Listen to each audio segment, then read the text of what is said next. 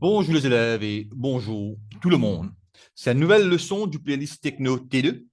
Et dans sa leçon-là, on va faire un exemple très simple et très rapide sur le choix des diodes dans un pont redresseur. Et là, je partage mon écran, moi, vers le document qui m'a pour traiter. OK. Leçon numéro 29 du playlist Techno T2. Et ça, l'exemple là, c'est un exemple. Il sorti depuis le livre Mémothèque électrotechnique. Et il donne nous un pont de 4 diodes qui pour faire un redressement d'une tension monophasée, pour redresser en une tension continue. Et il finit de nous le courant moyen, ID, et de nous la tension moyenne, 220 volts. OK? Et puis de nous caractéristiques du réseau et, il dit à nous, il y a une protection en amont par un disjoncteur. Et dans cet exemple-là, l'IPAP protège, man diode là, man fusible. OK? On bien nous pouvons pour faire choix de fusible. Et là, les mots analysés, m'ont trouvé que la tension et le courant moyen sont déjà donnés. Ça veut dire, moi pas besoin passe par la formule puissance moyenne est égale à, etc., etc. Moi pas besoin connaître pas la charge est inductif ou bien résistif.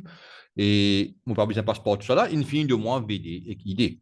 Et si nous rappelle, ça tableau là, ça tableau choix des diodes là, premier tableau de choix des diodes, parce qu'on a deux tableaux, un tableau quand on a différents ponts redressés, ça veut dire, et un deuxième tableau, quand on a différents codes pour un diode qui m'ont pour choisir.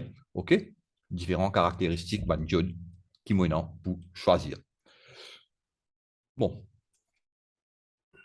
D'après ce tableau, premier tableau là, ça veut dire quand on a différents types de ponts redresseurs, et mon capable trouve le courant moyen redressé par diode, c'est ça qui m'a bien trouvé, I0. Et là, évidemment, I0 sur ID égale à 0,5. Et mon capable trouve V et M, qui est égal à la tension inverse de crête appliquée au diode, ou bien en anglais, répétitive reverse maximum voltage. Ça veut dire maximum tension qui peut appliquer le diode là de façon répétitive. Divisé par VD est égal à 1,57. Ça veut dire I0 là, ID est égal à 0,5. V et M sur VD est égal à N.57. Et là, mon gain pour calcul I0, qui est égal à 17,5 ampères, parce qu'il finit de moins ID. Moi, des encore une VD aussi. V et M est égal à 345,4 volts. Et que ça, deux valeurs-là, je suis capable de faire mon choix des diodes dans le second tableau. Tableau de choix des diodes, page 3.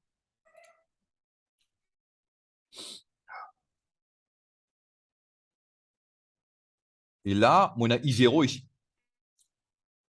On a V et M ici. Okay? Et I0, l'Ibizien supporte un I0 de 17,5, N pas pour supporter, 3 pas pour supporter, 6 ampères pas pour supporter, même 12 ampères pas pour supporter. L'Ibizien dépasse 17,5 et vous trouvez que ici, là, c'est et ça m'a code là approprié. Mais seulement, mon besoin NV et M de là-haut 345 pour quelque chose, ça veut dire 50 à 300, il n'est pas pour approprier. 400 volts pour approprier, ça veut dire que je peux choisir ça diode-là. 1N1196A. OK? Si moi ajoute le suffixe R, il pour anode connecté au boîtier. Sinon, c'est le cathode qui est connecté au boîtier. Et le boîtier, c'est DO5 ou bien D05. DO5, mon quoi, hein? DO, pas 0. DO5. Pas moi, tu dis à 0, non. DO. OK? DO5. Nous avons une contrainte thermique de 1000 ampères carré seconde et nous ne pas vous servir ça parce que nous payons un fusible de protection qui nous besoin pour un diode, ok?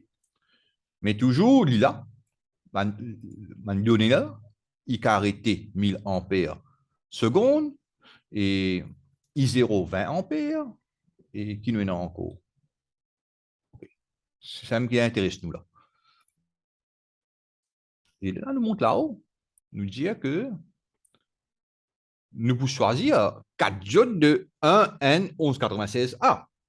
Mais là, on met 2 diodes de 1N1196A, ça veut dire cathode connectée au boîtier, et puis 2 diodes de 1N1196AR, ça veut dire anode connectée au boîtier.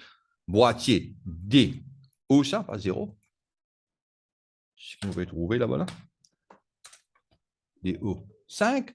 Et la contrainte thermique I carré est égale à 1000 ampères seconde. Dans le cas qui m'a bien dit.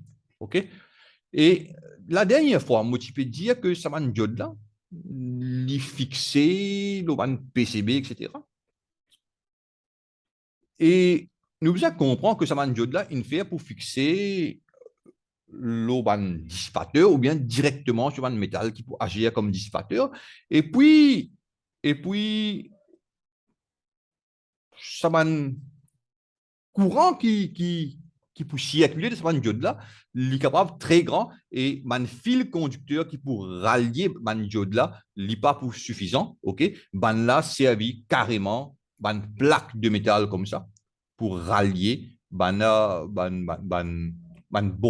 de cette diode-là, ok? Une plaque de métal comme ça, ok? Là, vous trouvez les connecter directement sur un métal pour être capable de dissiper la chaleur, ok? OK? Et le courant est tellement important qu'il n'est pas servi aucun fil conducteur. OK? Ça veut dire qu'il est adapté pour fixer le one métal ou directement sur un dissipateur, etc. OK? Et là, on va arrêter le partage parce que la leçon est terminée. C'est une leçon très rapide. OK?